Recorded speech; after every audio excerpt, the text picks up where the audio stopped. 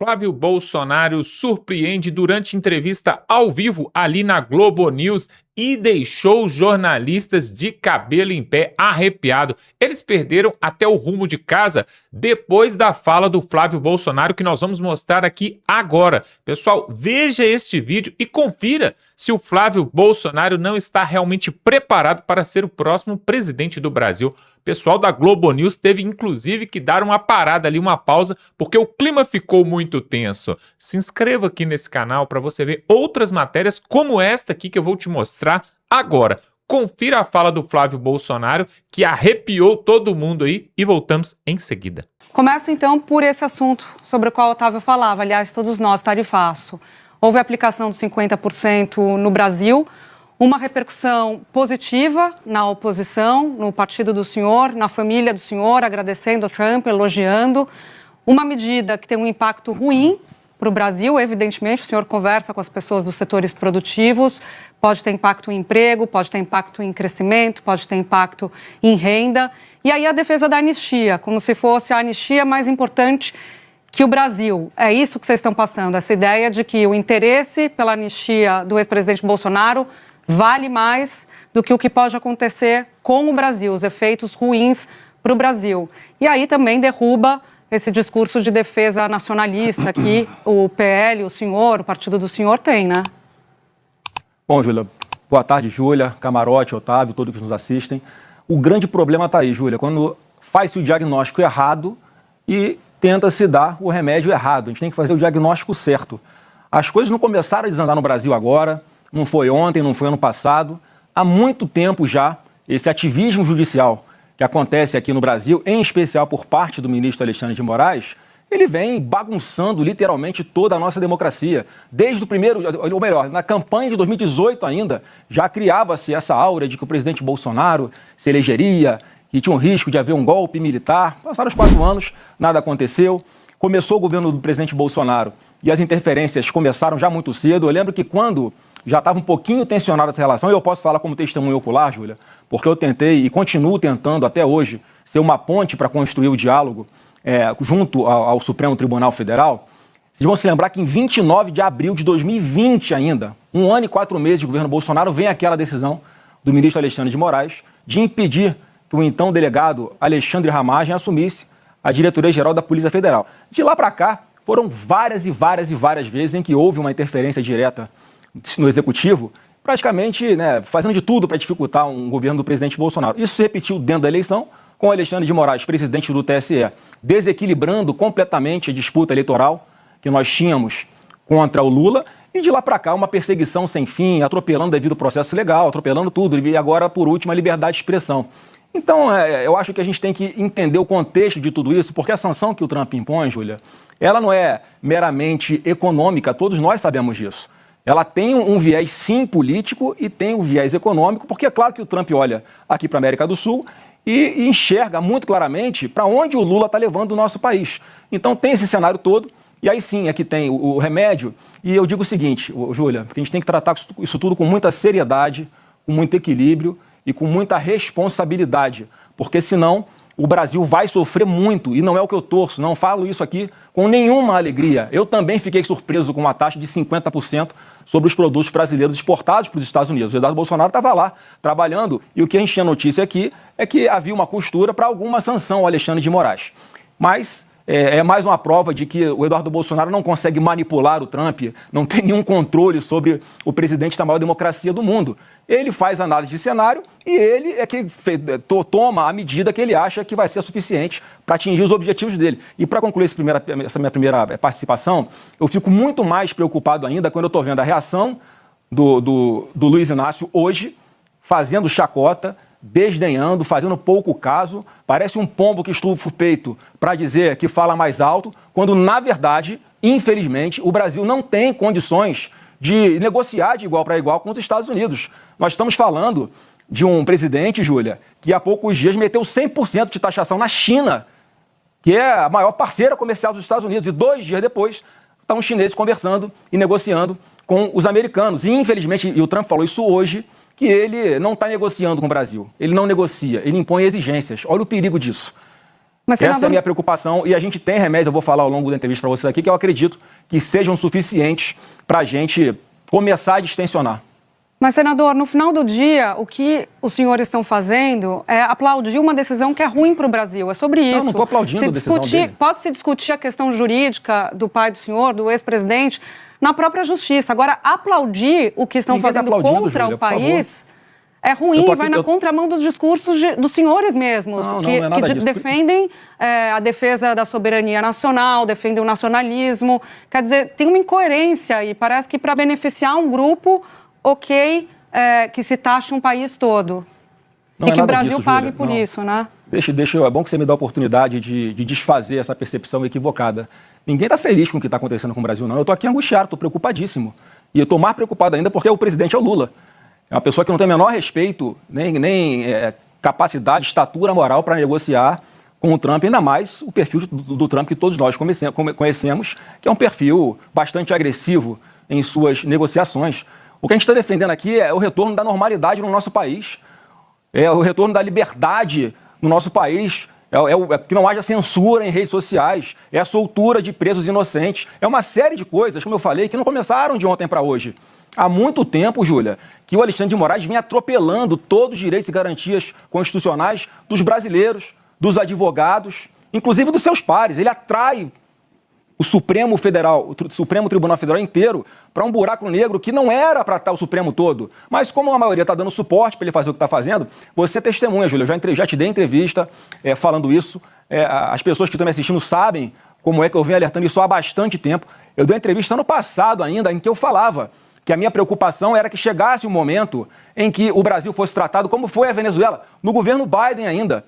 Porque lá não houve eleições limpas, porque o Maduro tirou a Maria Corina Machado na mão grande da disputa presidencial. Naquela época, o acordo que foi feito para que o Biden não sancionasse as empresas de petróleo venezuelanas foi que houvesse eleições limpas. Ele não fez o voto impresso, gostem ou não da palavra, o voto impresso garantiu que o mundo inteiro soubesse que lá houve fraude nas eleições. Eles estão sendo sancionados até hoje. A sanção começou no governo do Biden. E eu falei isso lá atrás. E chegou a hora aqui no Brasil, e nós temos pouco tempo para conseguir, nós aqui, darmos uma solução antes que chegue o dia 1º de agosto. Porque o Trump, eu não vejo nenhuma dificuldade, Júlia, de o Trump passar essa taxação de 50 para 100 para 200 ou para zerar. Ou para botar 200 mais a lei Magnitsky, que vai punir pessoas individualmente aqui no Brasil, senador, que na cabeça dele possam estar tentando contra a democracia no nosso país. Senador Otávio Guedes, prazer falar com o senhor. Senador, boa tarde, o senhor não acredita que negociação vai resolver, pelo que o senhor está dizendo. O principal aliado do seu pai, de vocês, o governador Tarcísio, nas manifestações que ele fez até agora, públicas pela rede social, ele fala em abrir diálogo com os Estados Unidos, com dados e argumentos consolidados. Depois ele fala que, na verdade, o Lula colocou ideologia acima da economia, que o problema é econômico e esse é o resultado. Por que o Tarcísio não está fazendo o discurso que o senhor está fazendo? Big Techs, anistia, etc, etc. Olha, Otávio, tem que perguntar para ele. Eu vi hoje que ele fez um movimento de conversar com o encarregado de negócios dos Estados Unidos. Eu não sei o que é que ele tratou lá. Agora, eu estou dando uma entrevista aqui, obviamente talvez eu esteja um pouquinho mais atualizado do que o Tarcísio no que está acontecendo e tenho uma leitura, ou tento ter uma leitura um pouco melhor do que está passando na cabeça do presidente dos Estados Unidos. Ou seja, o Tarcísio estaria desatualizado ou errado? Não, o Tarcísio está no papel dele como governador do maior estado do Brasil, maior PIB do Brasil, tentar alguma coisa em defesa das empresas do seu estado, que obviamente é o maior exportador, o estado que mais exporta produtos dos Estados Unidos é São Paulo. Ele está na obrigação dele, inclusive, fazer isso. Mas agora, ele não fala em anistia. A negociação dele vai resolver? Eu não sei se vai resolver. Eu acredito que nessa linha tem pouca chance de resolver. Até porque eu acredito, mais uma vez, Otávio, que o que vai estar na mesa no momento em que o Trump abrir algum tipo de diálogo, já que até agora, com 2 anos e meio de governo, o Lula sequer foi recebido nos Estados Unidos, o que demonstra a sua incapacidade e a sua impotência de negociar com a maior democracia do mundo. Ele vai botar essa questão de voltar à normalidade no Brasil. Como? Foi isso que eu falo que está no nosso lado, está com a gente a bola, no sentido Brasil, que eu digo, no sentido de, sim, aprovar a anistia. Mas por que a anistia não passa? Vamos lá, Otávio. Por que a anistia não é nem pautada no Congresso Nacional? Porque tem ministro do Supremo que fazem ameaças, no CPF, inclusive, a parlamentares. E, além disso, fazer ameaças de que, se aprovar uma anistia, ela vai ser declarada inconstitucional no Supremo Tribunal Federal. Mas vocês não têm maioria na Câmara? Se curvam a pressão, se pautar essa hoje, a gente suposta aprova pressão? hoje. Se pautar hoje, nós aprovamos hoje na Câmara e no Senado essa anistia. Ninguém quer mais confusão no Brasil. Ninguém aguenta mais tanta confusão no Brasil. Só que parece que o Alexandre de Moraes vive de confusão. Ele dorme e acorda pensando em Bolsonaro. Ele dorme e acorda como é que eu vou fazer para prejudicar a direita no Brasil. Senador Isso Flávio. tem que ter um limite, entendeu? Só para concluir, Camargo, essa questão da anistia, porque lá em 79, quando há uma anistia ampla, geral e restrita, quem faz é o Congresso Nacional. Aí não é inconstitucional. Agora a gente está falando de fazer uma anistia ampla, geral e restrita, que é a que eu sempre defendi aqui, ela passa a ser inconstitucional. Mas olha a incoerência, Camarote. Quando se fala numa meia anistia, onde Bolsonaro ficaria de fora, aí ela não é inconstitucional. Aí o Congresso pode se meter. Olha como é que está sendo uma coisa dirigida. Olha como é que estão fulanizando toda essa situação. Olha o preço que o nosso país está pagando por causa da teimosia de Alexandre de Moraes. Senador Flávio, existe uma questão que está preocupando os empresários brasileiros, o setor produtivo brasileiro. A Embraer está com suas exportações ameaçadas para os Estados Unidos. O pessoal da área de suco de laranja, o pessoal da área de aço. É uma situação que está criando desespero em vários setores da economia. E o Trump está condicionando a uma interferência no poder judiciário brasileiro. Ou seja, colocando essa taxação de 50% condicionada a justamente uma mudança, inclusive na condução do julgamento no Supremo Tribunal Federal. Ele fala de caça às bruxas. É dessa forma que o Trump está colocando. E aí eu lhe pergunto, o país inteiro, o setor produtivo brasileiro, o setor exportador brasileiro vai ficar condicionado a isso? O senhor avalia que é correto esse tipo de interferência na soberania do país? Olha, Camarote, eu acho que muitas pessoas, né, que tinham a capacidade de evitar que chegasse nesse ponto a situação aqui no Brasil, fizeram piadinha disso tudo ao longo do tempo. Fizeram piadinha do trabalho de Eduardo Bolsonaro lá atrás. Vocês se lembram, vocês me publicaram, repercutiram isso aqui. Havia uma piadinha dentro do Supremo Tribunal Federal de quem teria o passaporte apreendido primeiro. O próprio ministro Alexandre de Moraes usou uma metáfora... Foi visto com gravidade. Tamanha que ele está sendo investigado para Eduardo Bolsonaro. Lógico, mas é a caça às bruxas, nisso o Trump tem razão. O próprio Alexandre de Moraes, o que ele falou? Eu só vou acreditar quando o porta-aviões americano chegar aqui no Lago Paranoá, em Brasília. O porta-avião americano chegou no Lago Paranoá, em Brasília, para a infelicidade de todos nós. E como é que os Estados Unidos entram nessa confusão toda, o Camarote? A gente não pode não olhar o contexto.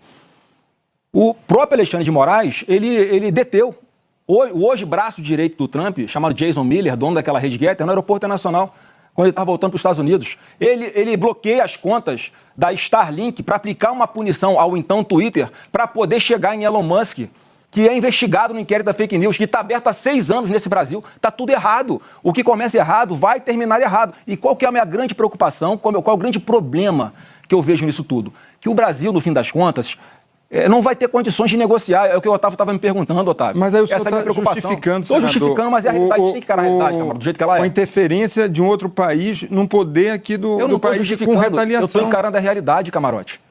A realidade hoje é a seguinte, isso me preocupa demais. A realidade hoje é a seguinte, o Brasil vai sentar como para negociar com alguém que está disposto a fazer qualquer coisa e que ele não tem preocupação de sanções por parte do Brasil, porque não vai afetar o país dele.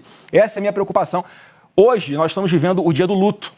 Mais uma vez, a gente está aqui angustiado, sofrendo, preocupado, tomamos um remédio muito forte, que era contra a nossa vontade, mas daqui a algum tempo esse efeito vai passar e a gente consegue resolver antes, pelo menos, de 1º de agosto, quando entram em vigor essas sanções de 50% de taxas sobre os produtos brasileiros, com essa anistia aprovada rapidamente no Congresso, já que eu sei que tem votos lá para aprovar, ela não é pautada por causa de ameaças de ministro do Supremo. A gente não pode fingir que a nossa democracia está normal. Então não é, Júlia, respondendo a sua pergunta inicial também. Então vocês estão defendendo, vocês estão aceitando o Brasil se sucumbir à ameaça que Trump está fazendo ao país. Esse é o ponto, Júlia. Assim, se derem anistia, tudo bem, então a gente tira os 50% de taxação.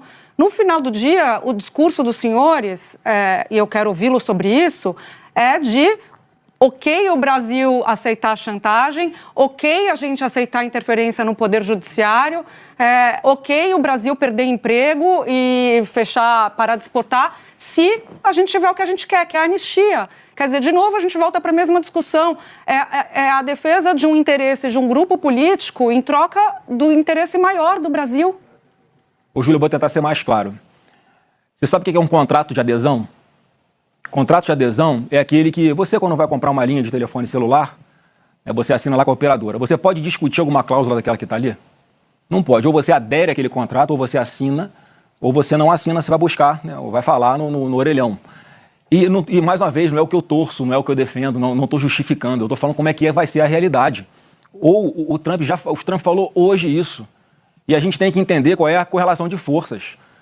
Por causa dessa postura do Lula hoje, de querer peitar os Estados Unidos, de querer ameaçar, de querer falar que vai taxar de volta os produtos. Olha a insanidade do que esse cara está falando. Parece que ele quer tocar fogo no Brasil de uma vez. Mas a democracia brasileira não é um contrato de adesão, mas eu tô senador. falando, Júlia, mas o problema, mais uma vez, pelo amor de Deus, não é o que eu acho, não é o que você acha, não é o que seria o ideal, não é o que é justo. É o que é. E é isso que a gente está enfrentando hoje. Se nós não resolvemos aqui internamente esse problema, as sanções virão. E quanto mais demorarmos a resolver, mais tempo elas durarão. Ou então elas serão aumentadas. Então a gente está numa situação, eu até quero aproveitar para desfazer uma fake news que fizeram comigo, porque eu dei um exemplo e exploraram como se eu estivesse defendendo que os Estados Unidos têm que jogar uma bomba atômica aqui no Brasil. Né? Pegaram um recorte do que eu falei, eu estava dando o exemplo de um país mais fraco, que estava em guerra com os Estados Unidos, que era o Japão, quando eu falei das 2 bombas atômicas, em que não adiantou nada você não se render antes, tá? Que é isso que vai acontecer no final das contas com o Brasil, e não falo mais uma vez, não falo isso com felicidade, com orgulho, não. Eu sou brasileiro, sou patriota, vou defender até o fim da minha vida esse país. Senador. Só que a gente não pode estar vendo um canhão apontado para o seu peito e você correr para cima do canhão de peito aberto, isso é burrice. Senador. Esse é o ponto que eu estou falando. Parece que o senhor está defendendo a bomba atômica no Brasil. Não tô. Foi bom, eu fiz questão de tocar aqui nesse assunto, porque óbvio que eu não defendo isso, não sou maluco. Agora... Né? Só mais uma vez, eu estou falando com relação à correlação de forças, Otávio. A gente não pode achar que a gente vai invadir, eu e você, de estilingue, o Complexo do Alemão no Rio de Janeiro. Por que que o seu pai... Falando. Por que o seu pai, na eleição lá do Biden, ele falou que quando acaba a saliva, tem a pólvora? Foi quase uma declaração de guerra. O que mudou no poderio? Ele não tinha medo? Não existia esse temor? Aliás, falar em declaração dos seus pais, senador, os senhores acusam Lula de anti-americanismo, a esquerda de anti-americanismo. Eu vou ler algumas declarações do seu pai enquanto deputado. Ele dizia o seguinte, ele foi numa viagem à Amazônia e disse assim... Chegou a meu conhecimento que um capitão norte-americano que faz parte do 8º Grupamento das Forças Especiais dos Estados Unidos, de nome Robert Cody, está na Amazônia, porque claramente há interesse norte-americano em internacionalizar a Amazônia. Então ele está acusando os Estados Unidos de infiltrar um oficial para internacionalizar a Amazônia. Depois ele diz que nessa viagem a preocupação demonstrada foi com a cobiça internacional, principalmente dos Estados Unidos. Um discurso anti-americano. E depois o Bolsonaro também em discurso... Isso não é entrevista, roda de conversa, não. Isso é no plenário da Câmara, está nos anais da Câmara. Então ele diz assim, quanto mais tempo ficamos sem saber o que temos dentro da Amazônia, melhor será para os países do primeiro mundo, em especial os Estados Unidos. Então ele acusa os Estados Unidos de tentar roubar a Amazônia do Brasil, vê os Estados Unidos como inimigo. Então, por que houve essa mudança de um país ameaçador para um país no qual nós devemos baixar a cabeça e cumprir o que o Trump quer? Olha, Otávio, você sabe de que época foi isso mais ou menos, só para saber qual era o contexto disso? Que ano foi isso? Faz 30 anos isso? 25? Só para ter uma ideia. Em que contexto isso aconteceu? O contexto, ele foi uma viagem, ele foi convidado para uma viagem para a Amazônia e chegou na Câmara e denunciou essa infiltração de um oficial americano, um discurso anti-americano, que vocês acusam Lula de fazer. Não, você está distorcendo as coisas, desculpa, Otávio. Isso certamente foi num contexto em que havia uma discussão sobre demarcações de terras indígenas aqui no Brasil, em que, coincidentemente, a cada reunião da ONU voltava aqui um presidente do Brasil à época dizendo que ia demarcar não sei quantas terras indígenas no país, e, coincidentemente, o subsolo de todas elas é riquíssimo em tudo que o mundo precisa para sobreviver por séculos. Então, obviamente, ele fazia alguma colocação contra essa demarcação. Inclusive, nós defendemos hoje que o próprio indígena, para respeitar a sua autonomia, se ele quiser, ele pode explorar a sua terra, inclusive o seu subsolo, e fazer com que essa riqueza seja distribuída para esses indígenas ou para todo o país como um todo. Então, acho que foi nesse contexto que ele deve ter falado isso. Senador, eu queria voltar ao tema específico. Sim, e na sua argumentação, o senhor estava falando da anistia, aprovação do projeto da anistia, e aí que teria uma reversão das tarifas do Trump. O senhor está sugerindo exatamente uma troca? Seria isso, trocar a taxação pela anistia, pelo Congresso Nacional? Primeiro que eu não tenho nem procuração para falar pelo Trump, obviamente. Eu não sei exatamente o que ele vai querer. Eu estou interpretando a carta dele. O que ele começa falando da carta? Mas o senhor acha isso pertinente? Não, assim, eu não acho pertinente, só que mais eu não acho justo, não acho correto. Agora, mais uma vez, é a realidade. Ele começa a carta dele falando da perseguição, da caça às bruxas ao Bolsonaro, aos seus aliados, à sua família, o que é um fato. Eu quero fazer a pergunta para quem está nos assistindo. Você acha que o presidente Jair Bolsonaro está respondendo a um julgamento isento? Sendo julgado por Alexandre de Moraes depois de tudo que ele fez, sendo julgado por Flávio Dino, que é a pessoa que já declaradamente inimiga de Bolsonaro, falou que o Bolsonaro é o demônio em pessoa, ou pelo próprio Zanin, que ontem estava defendendo o seu cliente Lula, exatamente do que ele dizia que eram perseguições contra o seu cliente, inclusive aqui em 2018, ou 16 ou 17, Camarote, ele fala que está buscando mecanismos internacionais porque não há mais remédio que seja suficiente aqui para cessar o ataque aos direitos humanos do seu cliente. Quer dizer, alguém que pensava assim, está sentado na cadeira do Supremo Tribunal Federal hoje e está julgando o Bolsonaro, condenando, mesmo com todas as atrocidades que ele sabe que existem no processo. Então, assim, esse é um julgamento injusto. Se o Bolsonaro tivesse com 3% nas pesquisas, não tinha ninguém falando de Bolsonaro. Agora, como ele está liderando, e todos sabem que se ele estiver nas urnas no próximo ano, ele será o próximo presidente do Brasil, há essa preocupação toda. Eu só quero aqui aproveitar o espaço para falar que não tem que ter medo de Bolsonaro, tem que respeitá-lo e respeitar o eleitor de escolha que ele quiser para comandar o nosso Brasil. É justamente um setor importante de quem votou no ex-presidente Jair Bolsonaro, poderia citar o agronegócio, o setor produtivo. São esses setores que estão sendo atingidos com essa taxação brutal, desproporcional e tem, como o senhor mesmo admite, um viés político, não tem uma lógica econômica por trás dessa taxação. Como é que o senhor responde para esses segmentos que apoiaram maciçamente a eleição em 2018 do ex-presidente Jair Bolsonaro e a tentativa de reeleição em 2022? Eu respondo, Camarote, que obviamente que eu acho que é injusto. É injusto. Agora, mais uma vez, a gente tem que resolver. E quanto antes nós resolvermos, melhor. Por isso nós temos até o dia 1º de agosto para aprovar, para começar alguma coisa, para começar a sinalizar de que o Brasil está disposto a voltar à normalidade. Porque eu me coloco muito, Camarote, no lugar das pessoas. Eu fico imaginando o que está passando na cabeça do Trump nessa hora. Ele deve olhar para a América Latina e ver o que está acontecendo na Venezuela. Deve pensar assim, vou esperar chegar nesse ponto para depois impor sanções às empresas brasileiras ou tentar fazer alguma coisa para que a democracia ali prevaleça, porque ali vai ser mais um bunker do meu concorrente mundial, que é a China. É isso que passa na cabeça dele.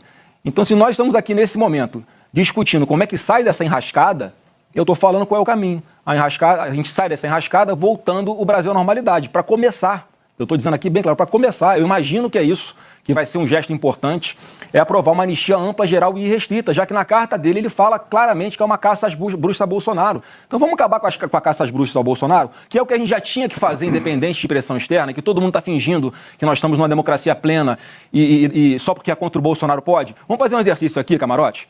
Pega esse processo do Bolsonaro e bota na capa Michel Temer.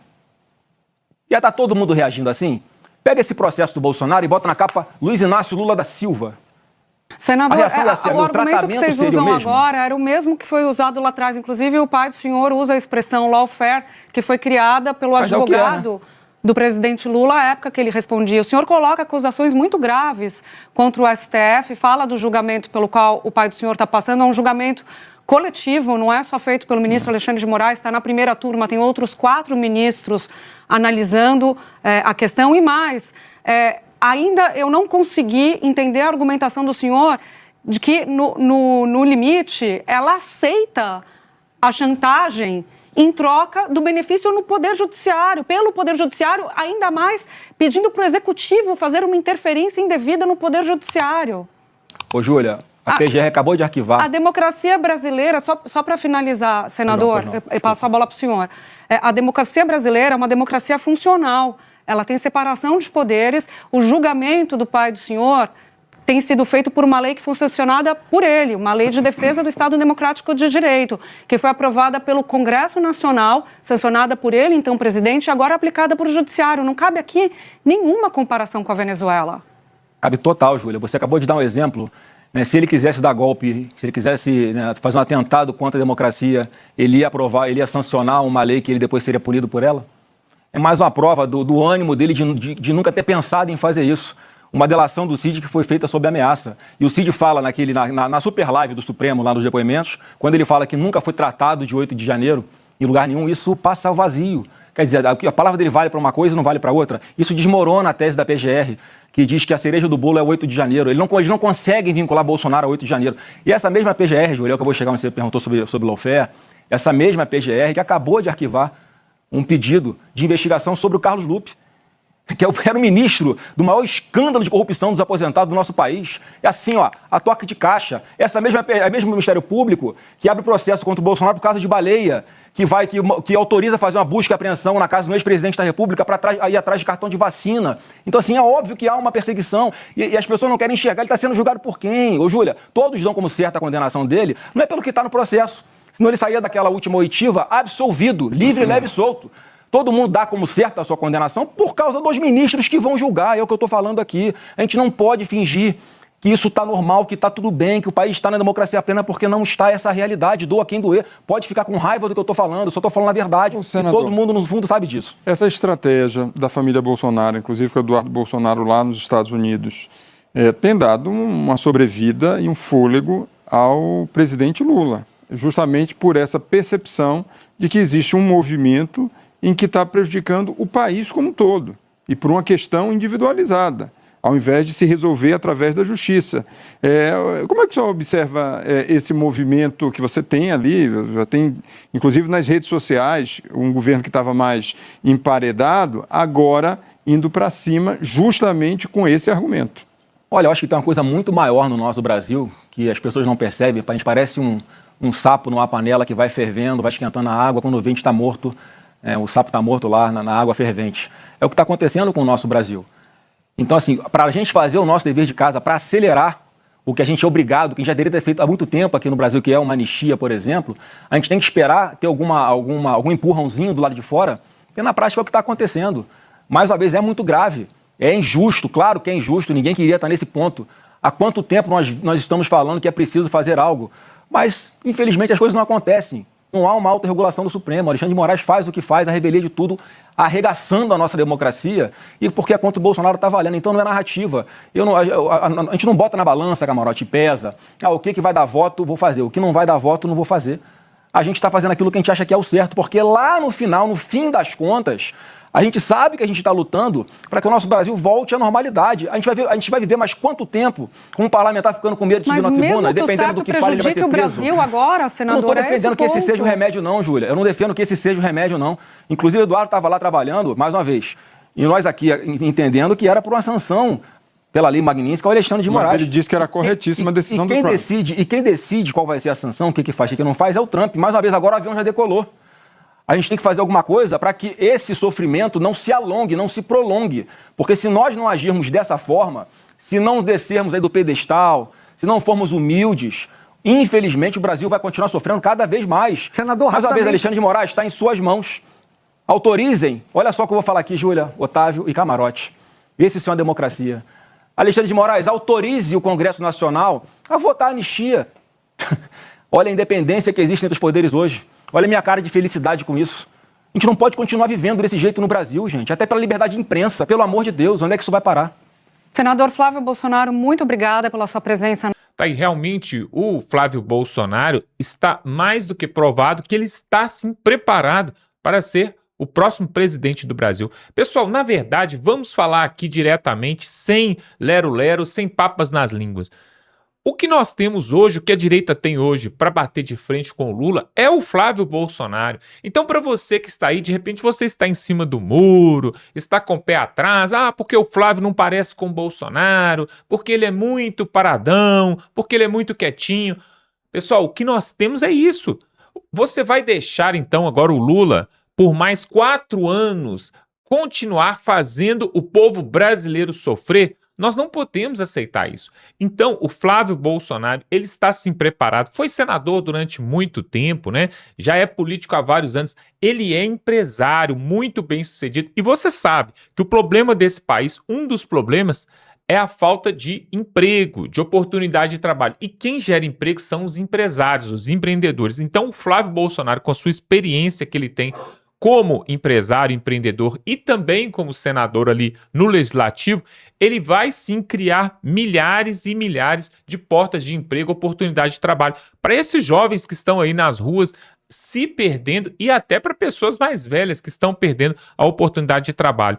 E no dia de hoje também o Flávio Bolsonaro acabou de divulgar quem vai ser o seu vice, o Alfredo Gaspar, aquele lá da CPMI do INSS, vocês se lembram? Aquele que combateu ali, né, na CPMI do INSS, o relator que mostrou para o Brasil e para o mundo esse que foi o maior rombo financeiro do sistema previdenciário que já houve no Brasil e talvez até do mundo. Então ele foi escolhido para representar ali a chapa, né, e ser o vice-presidente do Brasil juntamente com o Flávio Bolsonaro. Olha só, na época do Jair Bolsonaro, escolheram lá, né, lá atrás, escolheu o Mourão, né, o general Mourão, o Jair Bolsonaro escolheu o Mourão. E aí muitas pessoas falaram, não, porque ele é do Exército, porque ele é militar e não vai dar certo, e coisa e tal. Pois é, acabou que no final das contas, né, o militar ali, o general do Exército, na verdade era melancia, né? Era verde por fora e vermelho por dentro. Vocês entendem o que eu estou falando, né? No final das contas, todos os outros generais ali que estavam à volta do Jair Bolsonaro, né? Como, por exemplo, o general Heleno do GSI, outros também que estavam em outros ministérios, foram investigados e alguns foram até presos, juntamente com Jair Bolsonaro. O único que saiu ileso da situação foi o general Mourão. E aí muitos falam que ele estava culiado ali, era um X9, um informante, um infiltrado no meio da direita. Bom, agora não está sendo escolhido um militar, mas está sendo escolhido alguém que combateu a corrupção nesse país, pelo menos estava ali na frente da CPMI como relator, CPMI do INSS, e fez um excelente trabalho. Só não foi prorrogada a CPMI do INSS para investigar mais pessoas porque começou a incomodar algumas autoridades. Quando chegou, por exemplo, no irmão do Lula, no Lulinha, no careca do INSS, pessoas que estavam ali à volta do Lula. Aí, né, o Congresso Nacional deu um jeito de parar aquela CPMI do INSS. Aliás, tudo aquilo no Brasil que investiga corrupção, mais cedo ou mais tarde vai ser apagado e vai ser parado. Eles não deixam continuar. Quer uma prova disso? A própria Operação Lava Jato, né? Cadê a Lava Jato, pessoal? Cadê a investigação do Mensalão, Petrolão? Foi tudo por água abaixo. Foi tudo por água abaixo. Eles conseguiram descondenar o Lula e depois acabaram com a Lava Jato, né? E agora a CPMI do INSS também caiu no esquecimento.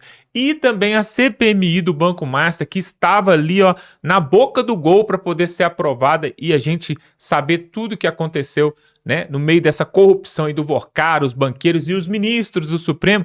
Pois é, o Davi Alcolumbre deu um jeito de segurar e também é outra investigação que nós não vamos ter no Brasil. Porque o Brasil, até agora, tem sido um país onde fazer corrupção não é novidade para ninguém e cada semana a gente escuta um rombo novo. É por isso que o Flávio Bolsonaro chamou o Alfredo Gaspar, uma pessoa de caráter, uma pessoa honesta e que vai ajudar, sim, o Flávio Bolsonaro na administração desse país. É claro, pessoal, alguns falam assim, o Flávio Bolsonaro não tem capacidade no executivo porque ele foi senador e senador não tem nada a ver. O Jair Bolsonaro foi deputado federal durante tantos anos, mais de 20 anos, né? Me parece que 25 anos, foi deputado federal. Também nunca exerceu um cargo no executivo.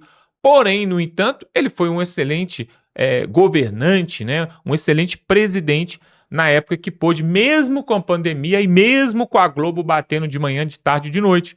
Então, essa historinha, pessoal, não cola mais. Agora, tem uma coisa que eu queria falar para terminar esse vídeo e que é muito importante. Olha só. Em Minas Gerais, estava um impasse ali, né? O Cleitinho estava com quase 40% de intenção de votos ali para governador E aí teve a situação do irmão dele que veio a falecer, e aí ele se afastou um pouco aí da divulgação e tal, do projeto de pré-campanha. E aí no último momento ele falou, não vou participar e tal. E até chorou, fez um vídeo emocionado. Só que um dia depois ele volta à cena e fala, não, eu vou participar sim, meus irmãos estão me apoiando, minha mãe está me apoiando, e se meu pai e meu irmão, que já faleceu, estivesse aqui, eles estariam dando um voto de confiança, eu quero ser governador de Minas Gerais. Só que aí o que aconteceu? O partido falou, não, agora já não tem mais jeito, a gente já tomou uma decisão aqui e não tem como voltar atrás, porque estamos em cima da hora de registrar aqui o nosso apoio a outro candidato ou a outro partido. E aí, meus amigos, por que eu estou falando isso? Porque o Flávio Bolsonaro agora tem um desafio grande em Minas Gerais. Porque não tendo o Cleitinho, que é uma representação da direita ali e que com certeza poderia ganhar até no primeiro turno, agora o segundo e o terceiro colocado mais bem nas pesquisas ali avaliados são de esquerda, que é do PDT, e o terceiro do PT. Ou seja, pessoal, o Cleitinho não participando dessas eleições ali em Minas, ele abre um precedente ali, um leque gigantesco para alguém da esquerda tomar conta ali e subir no palanque e levar, talvez até no primeiro turno, ou quem sabe no segundo turno, podemos ter 2 candidatos da esquerda em Minas Gerais. E por que eu estou falando de Minas Gerais? Talvez você é de São Paulo, do Rio, do Sul, do Norte, está pensando assim, mas o que tem a ver Minas Gerais? Tem a ver que Minas Gerais é o segundo maior colégio eleitoral. É o segundo estado que tem mais eleitores do Brasil. Só perde para São Paulo. E aí, geralmente, historicamente, né, eu já falei isso aqui, quem ganha em Minas para governador, a chapa que ganha ali, se ela é de direita, geralmente a direita também leva para presidente do Brasil. E se a esquerda leva em Minas, geralmente também leva para presidente do Brasil, porque é aquela questão, o cidadão está indo votar, ele não vai votar num governador de direita e na hora de apertar o número ali para presidente, ele vai mudar a cabeça dele, não, agora eu sou de esquerda e vai apertar o 13. Isso não vai acontecer. E o contrário também não acontece. O cidadão está indo ali para votar no PT, Patrus Ananias, lá de Minas Gerais. Aí, não, ele é petista convencido. Aí ele vai lá para apertar o 13 para governador. Aí chega na hora de votar para presidente, ele muda. Não, agora eu sou Flávio Bolsonaro. Isso não existe, pessoal. Isso não acontece. É por isso que a gente fala, tanto em Minas quanto em São Paulo, quando uma posição, um espectro político ali de direita ou de esquerda vencem em São Paulo ou em Minas, geralmente carrega muitos votos para o presidente da República. E aí, agora nós temos esse desafio. Só que acontece que o Flávio Bolsonaro também acabou de divulgar que o Roscoe, que é também do PL, vai ser o candidato do PL ali por Minas Gerais. Agora, pessoal, vamos e venhamos. Aos 48 do segundo tempo, entre esse Roscoe, que poucas pessoas conhecem, para candidato pelo PL ali em Minas. Sabe o que vai acontecer? Vai acontecer que o Cleitinho vai se isentar, não vai apoiar ninguém, porque ele não vai participar, e aí a direita vai perder espaço em Minas Gerais. Isso acontece porque a direita normalmente não faz um planejamento para longo prazo, assim como a esquerda faz. E para terminar, sabe por que nós sabemos disso? O Lula falou há mais de 20 anos atrás que ele teria um plano de poder para poder comunizar o país, e é o que eles estão fazendo até hoje. Eu gostaria que a direita também tivesse um plano para este país. Será que tem? Olha só, mas ainda, pessoal, você não pode deixar de se inscrever aqui no canal, porque nós vamos continuar cobrindo esse processo eleitoral. Já vai começar agora aí, no próximo dia 16, aí, as campanhas eleitorais gratuitas. Nós vamos trazer aqui pesquisa para governador, para senador e principalmente na disputa entre Lula e Flávio Bolsonaro, a pesquisa, nós vamos trazer aqui. Então, se inscreve aqui no canal, gratuito, é só você clicar aqui embaixo, rola o vídeo para cima aí, clica aí se você está assistindo da TV, do tablet, do computador, mas também do celular, é só você se inscrever, gratuito, e aí você vai estar sendo muito bem informado. Vamos ficando por aqui e até a próxima.